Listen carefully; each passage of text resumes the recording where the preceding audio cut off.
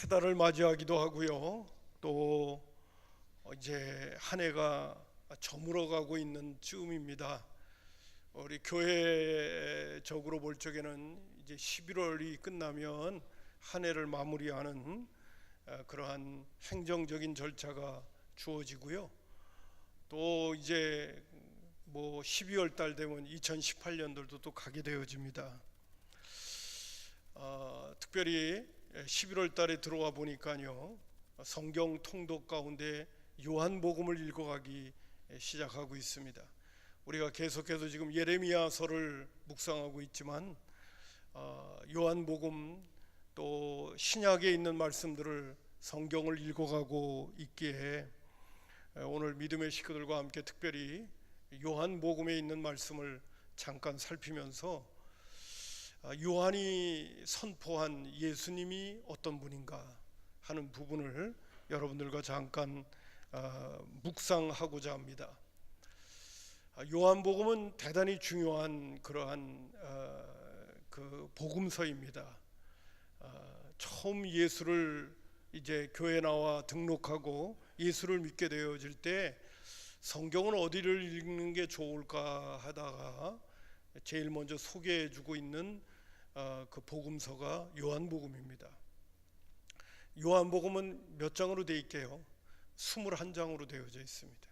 그래서 하루에 3장씩 읽으면 일주일을 읽을 수 있다고 그렇게 생각이 들어서 매일 3장씩 꼭 읽어서 다음 주일날 뵙도록 하겠습니다. 이렇게 해서 소개하는 복음서가 요한복음입니다.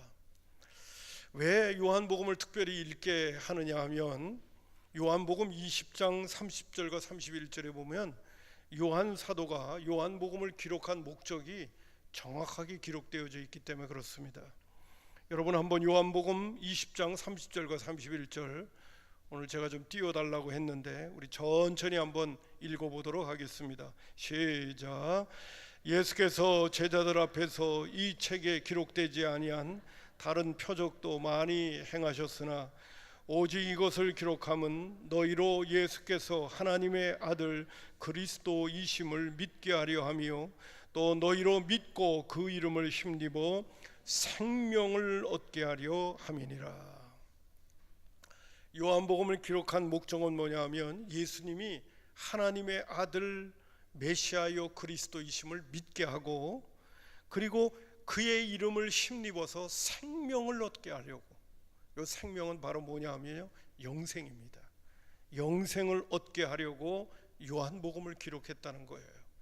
아직도 예수님을 인격적으로 만나지 못한 분, 하나님을 인격적으로 만나지 못한 분이 있다고 한다면 부지런히 요한복음을 또 읽고 또 읽으면서 예수님을 구주로 영접할 수 있는 기회가 됐으면 좋겠고요, 영원한 생명을 소유하는 하나님의 사람들이 됐으면 좋겠다, 그런 생각을 가져보게 됩니다.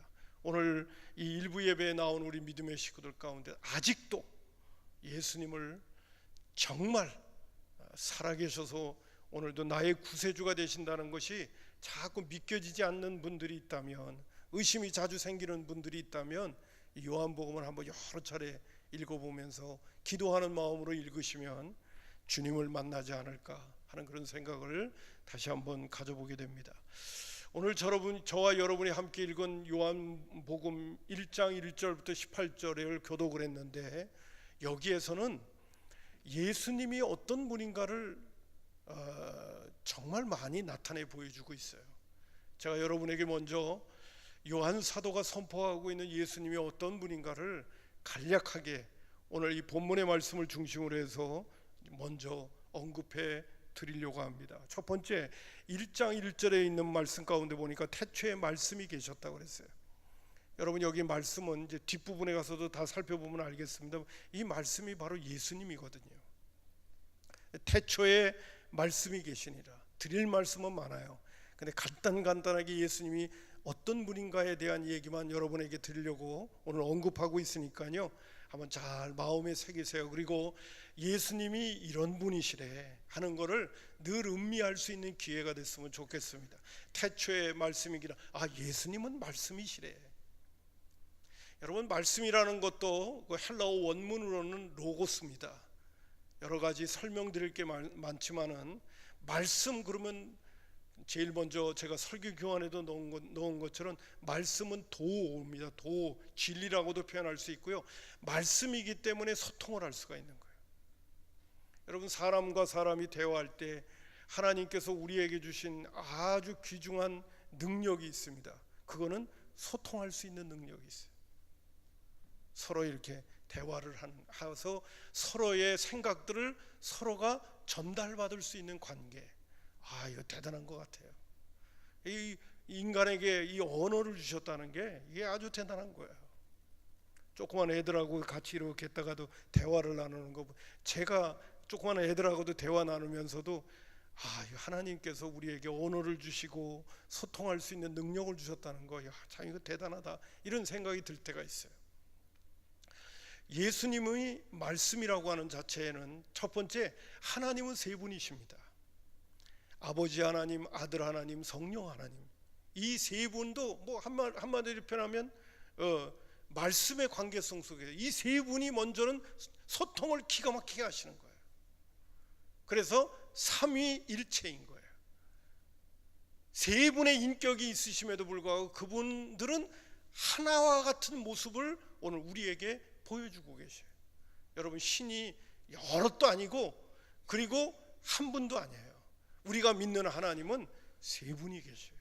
근데 그분이 기가 막히게 소통하시면서 하나가 되시는데, 아들 하나님은 말씀이라는 부분을 우리에게 언급을 해주셔요. 그렇기 때문에 그 말씀 되시는 우리 예수님은 우리와도 소통을 하고, 또 그분은 육신을 입고 이 땅에 오셔서 우리에게 진리의 말씀을 선포해 주시기도 했던 것이에요. 첫 번째, 예수님은 어떤 분인가? 그분은 말씀이시다.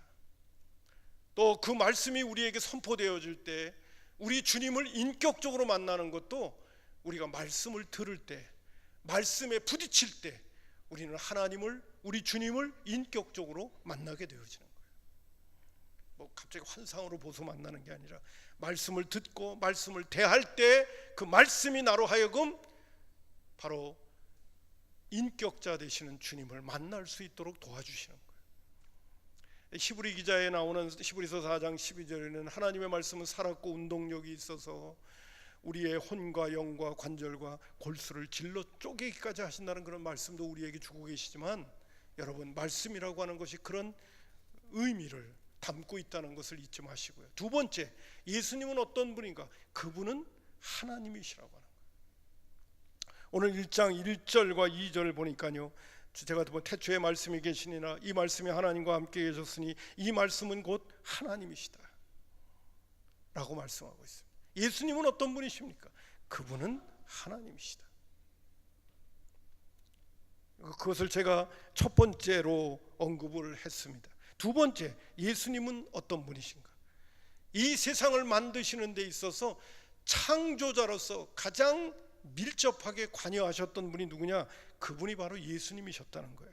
먼저 3절을 보겠습니다. 만물이 그로 말미암아 지은 바 되었으니 지은 것이 하나도 그가 없이는 된 것이 없다고 그랬어요. 예수님은 누구신가? 그분은 창조자이십니다. 거기 제가 나온 것처럼 9절에도 또 한 번 언급을 하고 있습니다. 10절에도 또 한 번 언급하고 있는데, 그가 세상에 계셨으니 세상은 그로 말미암아 지은 바 되었으니, 세상이 그를 알지 못한다고 하는 안타까운 문제는 있지만은 이 세상도 우리 예수님이 만드셨다는 거예요. 그러니까 예수님은 어떤 분이십니까? 첫 번째, 그분은 말씀이셨고 그분은 하나님이신가 동시에 그분은 창조자이시다는 거. 그 부분을 성경은 우리에게 언급하고 있습니다. 골로새서 1장 16절 바울 사도는 예수님을 이렇게 소개하고 있습니다. 준비되셨습니까? 우리 한번 다 같이 읽겠습니다. 시작. 만물이 그에게 창조돼 하늘과 땅에서 보이는 것들과 보이지 않는 것들과 혹은 보좌들이나 주관들이나 정사들이나 권세들이나 만물이 다 그로 말미암고 그를 위하여 창조되었고. 여기 나오는 여러분, 보이지 않는 것들, 보좌들, 주관들, 정사들, 권세들, 이거는요 우리의 눈의 영역 속에 없는 영적인 세계들이에요. 그것까지도 다 우리 예수님이 만드셨다는 거예요. 여러분, 예수님 대단한 분입니다. 예수님 대단한 분이에요. 육신을 입고 이 땅에 오신 하나님의 아들이시기는 하지만은 그 예수님 대단한 분이죠. 하나님이시기도 하고요. 이 세상에 보이는 세계와 보이지 않는 세계가 다 예수님의 손에 의해서 만들어진 거예요. 제가 가끔 가다가 믿음의 식구들에게 그런 얘기를 합니다. 아버지 하나님, 아들 하나님, 성령 하나님인데 누가 제일 많이 고생했나? 뭐 그런 생각을 할 때 실질적으로 고생을 제일 많이 한 분이 예수님인 것 같은 생각이 들어요. 예수님이 이 세상을 만드시는 데 있어서 가장 밀접한 관계를 가졌기 때문에 그분이 특별히 하나님의 명령을 받고 육신을 입고 이 땅에 오셔서 십자가에 못 박혀 죽기까지 그 엄청난 대가를 치르신 게 아닌가, 뭐 그런 얘기를 슬쩍 할 때도 있습니다. 다들 고생하셨죠. 고난 속에 동참하시죠. 아들을 보낸다는 일이 보통 일이겠습니까? 또 아버지의 명령에 순종해서 이 땅에 와서 인류를 구원하기 위하여 죽기까지 복종하신다는 거, 이 보통 일이 아니죠. 어떤 면에서는 성령님이 하시는 일이 좀 그럴 수도 있어요. 근데 성령님도 로마서 8장에 있는 말씀 가운데 말할 수 없는 탄식으로 우리를 위하여 기도하시는 성령님의 그런 모습이 또 나오는 것을 볼 수가 있습니다. 자, 어떻든 여러분, 예수님은 창조자이십니다. 그 부분을 우리에게 언급하고 있습니다. 좀 더 나아가서 예수님은 어떤 분이냐, 4절에 보니까 그 안에 생명이 있었으니 생명은 사람들의 빛이라고 해서 예수님의 안에 뭐가 있었느냐? 생명이 있었다고 말해주고 있습니다. 여러분, 저는 요번에 이 말씀을 묵상하면서 제일 신났던 게 뭔지 아세요? 예수님의 안에 생명이 있었다. 아담은 산영이었지만은 고린도서 15장에 나옵니다. 첫 번째 아담은 산영이었지만은 예수님은 살려주는 영이 되셨다 그랬어요. 여러분, 살려주는 영이라는 뭐냐? 오늘 얘기하는 생명이라는 거예요. 이걸 좀 다른 말로 표현한다면 예수님 안에 영생이 있었다는 거예요.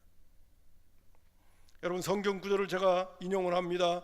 요한복음 11장 25절에 보면 예수께서 이르시되 나는 부활이요 생명이니 나를 믿는 자는 죽어도 살겠고. 제가 신났던 부분이 바로 이겁니다. 그 안에 생명이 있었으니라는 거. 예수님 때문에 우리가 부활하는 거예요. 예수님 때문에 우리가 부활의 은총을 입게 되는 거예요. 이 땅에서의 삶이 전부가 아닌 거예요. 오늘 우리는 예수님 때문에 영혼을 잇대어 사는 거예요. 할렐루야. 이 부분에 우리는 이 영안이 열려줘야 돼요. 여러분, 요한일서 5장 11절에 있는 말씀 가운데는 요한 사도가 또 이렇게 표현하고 있으면 또 증거는 이것이니 하나님이 우리에게 영생을 주신 것과 이 생명이 그의 아들 안에 있는 그것이라고 그랬어요. 그 안에 생명이 있었다. 그것이 바로 무엇입니까? 바로 하나님이 세상을 이처럼 사랑하사 독생자를 주셨으니 이는 저를 믿는 자마다 멸망치 않고 영생을 얻게 하려 하심이라는 그 영원한 생명이 예수 안에 있었다는 거예요. 살려주는 영으로 우리에게 다가오셨다는 거예요.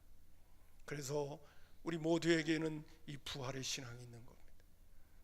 우리가 죽음을 이길 수 있는 그 근거가 어디 있느냐? 예수님 때문에 주어지는 거예요. 할렐루야. 주님 앞에 가는 그날까지 예수님 꼭 붙들기를 주님의 이름으로 축복합니다. 그리고 이분이 바로 뭐냐?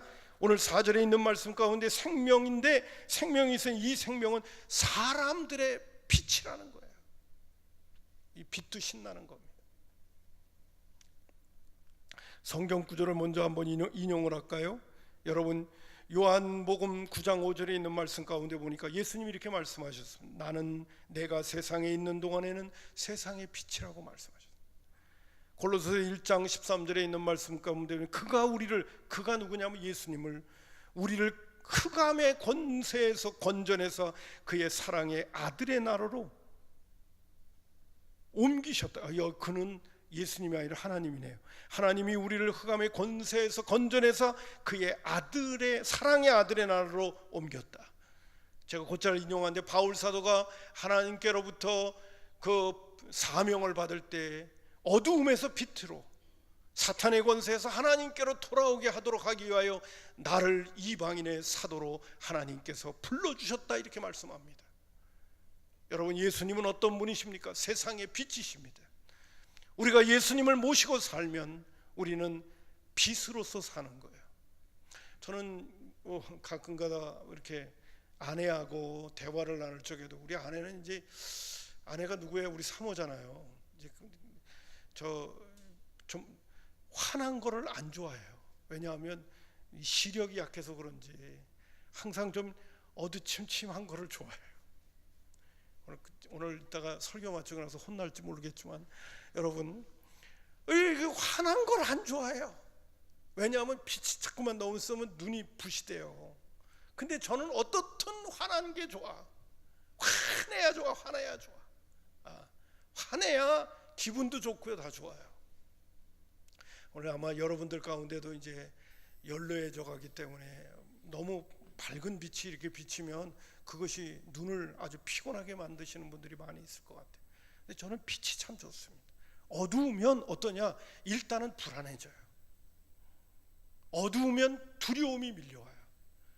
제가 시골에서 목회할 적에도요, 밤이 되면 지륵같이 어두우면 그때마다 화장실 찾아갈 때 하고 길을 걸을 때, 지금도 그럴란가 모르겠습니다만은, 이 전등 후라시 일본말이긴 합니다만은, 아이고 전등이요, 얼마나 요긴한지 모릅니다. 저는 그래서 빛이 참 귀하다는 걸 압니다. 오늘 예수님은 뭐라고 하냐면, 나는 세상의 빛이다. 나는 생명인과 동시에 나는 빛이다라고 얘기합니다. 여러분, 이 빛이라는 게 그냥 우리가 물리적으로 조명을 얘기하는 빛을 얘기하는 게 아니에요. 여러분, 어두움은요, 시기하고 질투하고 미워하고 다투고 싸우고 음란하고 교만하고 자만하고 이런 것들이 다 뭐냐? 그게 어두움이에요. 여러분, 마귀가 좋아하는 단어들 여러분 아십니까? 근데 우리 주님이 좋아하는 단어가 있어요. 성령의 9가지 열매와 같이 사랑과 실학과 화평과 오래 참음과 자비와 양성과 충성과 온유와 절제와 용서와, 이건 다 뭐냐? 이게 다 빛이에요. 여러분, 빛이 무엇이고 어둠이 무엇인가를 우리는 잘 생각해야 됩니다. 여러분, 제가 지금 빛으로 쓰여진 이 단어들을 보세요. 이게 얼마나 좋습니까? 오늘 예수님은 우리에게 말씀하십니다. 나는 세상의 빛이다. 아멘. 뿐만 아니라 오늘 여기 나오는 말씀 가운데 보니까 11절에 이런 말씀도 하고 있습니다. 자기 땅에 오매 자기 백성이 영접하지 않았다는 표현을 써요. 자기 백성이라는 표현을 쓰는 거 보니까 예수님은 왕이신 거예요. 통치자이신 거예요.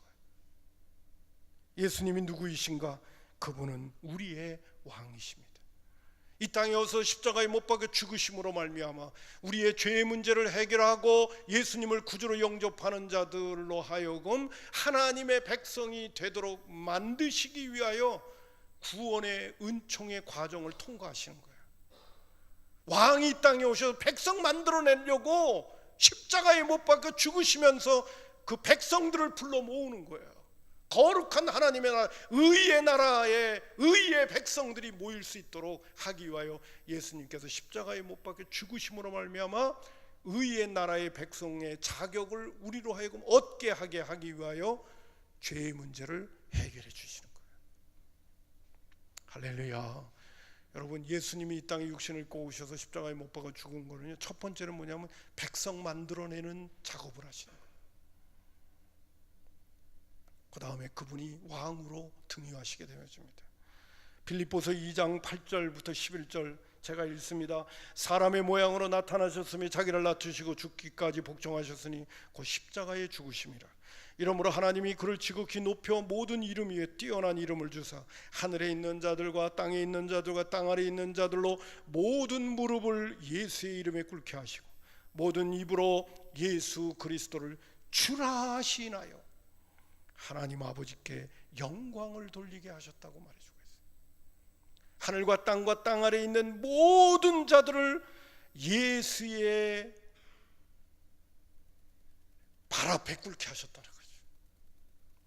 모든 무릎을 예수의 이름에 꿇게 하셨다고 오늘 우리에게 말씀하고 계십니다. 그렇기 때문에 예수님은 우리의 왕이십니다. 아멘. 여섯 번째, 육신을 입고 이 땅에 오셨다고 말씀하시죠. 14절 하반절에 있는 말씀 가운데는 말씀이 육신이 되어, 상반절이죠, 우리 가운데 거하시며 우리가 그의 영광을 보니 아버지의 독생자의 영광이요 은혜와 진리가 충만한. 예수님은 가끔가다 보면요, 예수님 만났다는 분을 볼 때가 있어요. 예수님을 만났다고 하는, 간증을 하는 분을 볼 때가 있어요. 근데 예수님은 볼 수 있어요. 왜냐하면 예수님은 육신을 입으셨기 때문에 그래요. 부활하신 예수님을 제자들도 봤잖아요.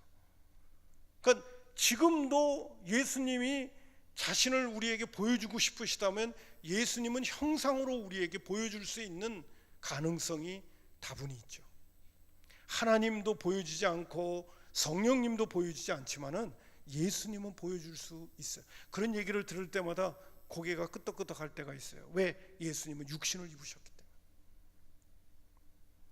제가 이 말씀을 왜 드리냐면, 예수님은 육신을 입고 이 땅에 오신 하나님이심으로 말미암아 그분이 우리의 연약함을 아시고 우리를 특별히 도우실 수 있다는 사실.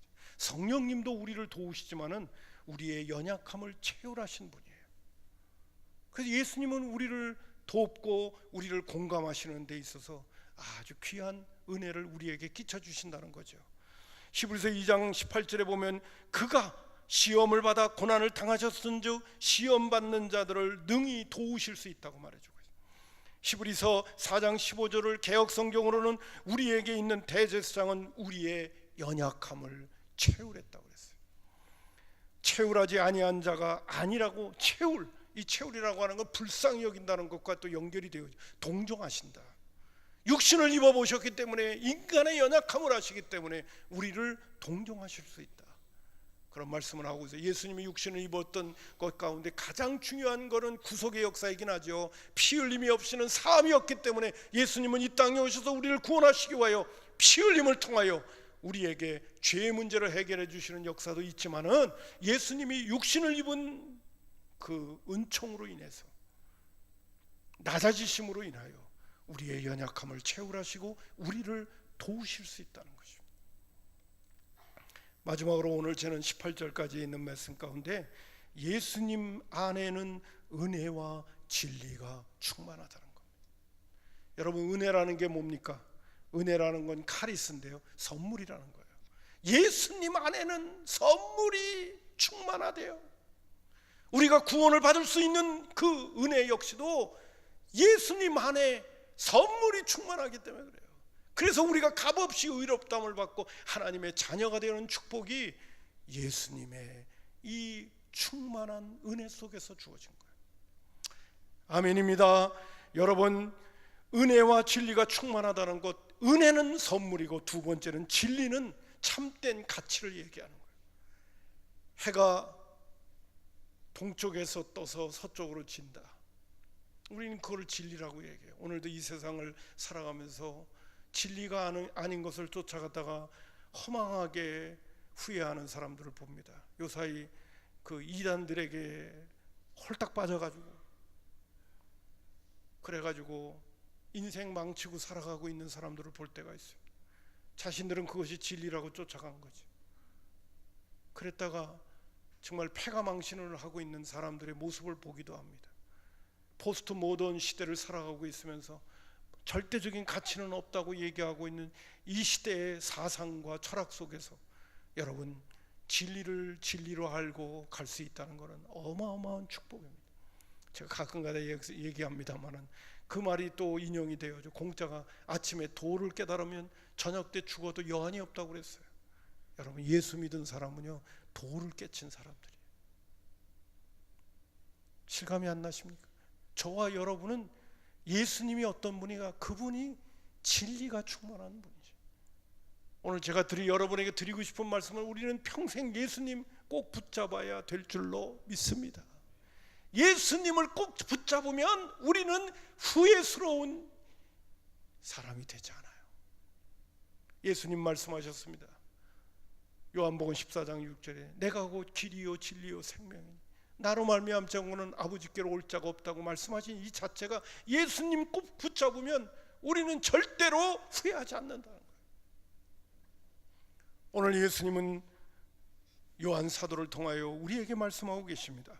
은혜와 진리가 충만한 분이 예수님이었다.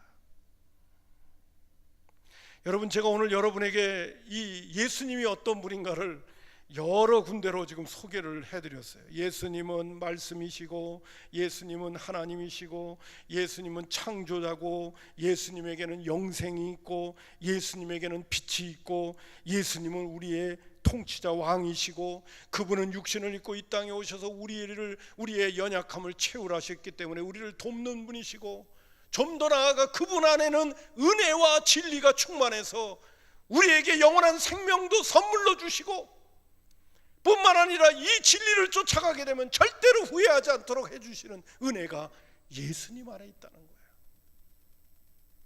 저는 이번에 요한복음에 있는 이 말씀을 보면서 예수님 대단하다, 예수님 대단하신 분이다. 여러분, 세상에 가서 어떤 도를 깨쳐 보더라도요, 예수님이 지금 갖고 계시는 이 모든 능력과 힘을 어디서 찾을 수 없어요. 가장 근본적으로 죽음의 문제를 해결하는 것도 이 세상에서는 찾을 수 없어요. 예수님만이 해결해 주시는 거예요. 그분 안에 영생이 있기 때문에 우리에게 부활의 은혜를 주시는 거예요. 아멘. 오늘 요한 사도는 이렇게 말해주고 있습니다. 11절과 12절에 이렇게 언급합니다. 자기 땅에 오매 자기 백성들이 영접하지 아니하였으나 영접하는 자 곧 그 이름을 믿는 자들에게는 하나님의 자녀가 되는 권세를 주셨으니, 제가 성경 구절을 틀렸네요. 하나님의 자녀가 되는 권세를 주셨으니가 12절이고, 그리고 13절에 이런 혈통으로나 육적으로 사람의 뜻으로 나지 아니하고 오직 하나님께로부터 난 자들이라는 13절이 바로 12절과 바뀐 거예요. 여러분, 예수를 믿으면 하나님의 자녀가 됩니다. 그리고 하나님의 자녀가 된다는 것은 하나님께로부터 태어났다는 얘기예요. 하나님께로 아주 직결되고 있다는 것이에요. 그래서 여러분, 예수님이 갖고 있는 그 모든 것이 다 우리 것이 된다는 거예요. 자, 이제 말씀의 결론을 맺으려고 합니다. 오늘 저는 여러분에게 예수님이 어떤 분인가에 대해서 말씀을 드렸어요. 근데 그분이 우리 안에 와 계십니다. 여러분, 골로새서 1장 27절을 다시 한번 또 인용합니다. 하나님이 그들로 하여금 이 비밀의 영광이 이방인 가운데 어떻게 풍성한 것을 알게 하려 하심이라. 이 비밀은 너희 안에 계신 그리스도니 영광의 소망이다. 예수님은 말씀이시고, 예수님은 하나님이시고, 예수님은 창조자고, 예수님은 영생을 갖고 계시고, 예수님은 우리의 빛이시고, 예수님은 우리의 왕이시고, 예수님 안에 은혜와 진리가 충만하다는데, 그 예수님이 예수 믿는 그리스도인들 마음속에 우리 안에 와 계시다는 거예요. 한번 질문을 던지고 싶습니다. 이 예수님을 모시고 산다면 우리의 마음은 어떤 마음이 돼야 될까요? 이 예수님을 오늘도 의지하고 또 우리 그 주님이 임마누엘 되셔서 우리 안에 와 계시다면 나는 어떤 마음의 태도를 가지고 오늘을 살 수 있을까요? 최소한 이 세상에 사는 날 동안에 우리에게 아무리 어렵고 힘들고 고달프고 피곤한 일이 우리에게 닥쳐온다 하더라도 우리는 예수님 때문에 승리할 수 있지 않을까요? 예수님 때문에 당당히 맞설 수 있는 그런 용기가 우리 안에 있을 수 있지 않을까요? 아무리 두렵고 힘들고 무서운 문제가 우리에게 다가온다 하더라도 내 안에 계신 주님을 내가 정말 느낄 수 있다고 한다면 우리는 강하고 담대한 사람이 될 수 있지 않을까요? 그래서 찬송가 94장에 나오는 그런 가사처럼 주 예수보다 귀한 것은 없다. 이 세상 부귀와도 바꿀 수 없고, 이 세상의 명예와도 바꿀 수 없고, 이 세상의 행복과도 바꿀 수 없다고 우리 믿음의 선배가 이런 가사를 쓴 것이 아니겠습니까? 이 예수님을 만났기 때문에, 이 예수님을 경험했기 때문에, 이 예수님을 누리고 살고 있기 때문에 나는 이 세상에 아무리 좋은 것이 있더라도 예수님하고는 바꿀 수 없다.